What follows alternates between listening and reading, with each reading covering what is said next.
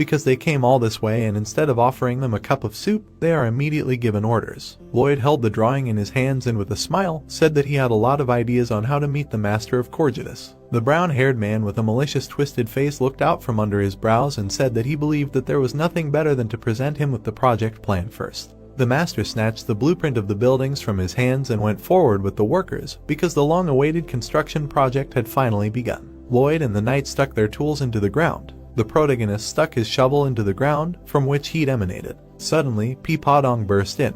At this time, the hamster was spinning a wooden barrel of cement. At this time, the orcs were furiously squeezing the iron bars. It was a whole flock of green orcs who were preparing the reinforcement, because now it was possible to pour the cement. Bayern at this time recorded the action of Lloyd, who was pouring cement in a box and said that you can't just pour it like that, because you need to watch the edges and reinforcement so that there is no air left inside them. Lloyd realized that the level was rose and now it was necessary to summon Bebung. A huge chipmunk immediately appeared, who was storing all the things. At this time, Belle smiled happily. At this time, the chipmunk grabbed his cheeks and smiled joyfully, being happy. White clouds floated over the mountainous terrain. The protagonists, together with their comrade, looked at the huge frame of the building. Lloyd held the shovel and looked back at Bayern, asking him if they could cope without him, to which he agreed. Shaitan stared intently at the frame of the building and realized that now that everyone understood their tasks, it was time to take care of other things that required his attention, namely, the problems with the insulation of the heating system. He imagined a huge factory installation from which steam was coming,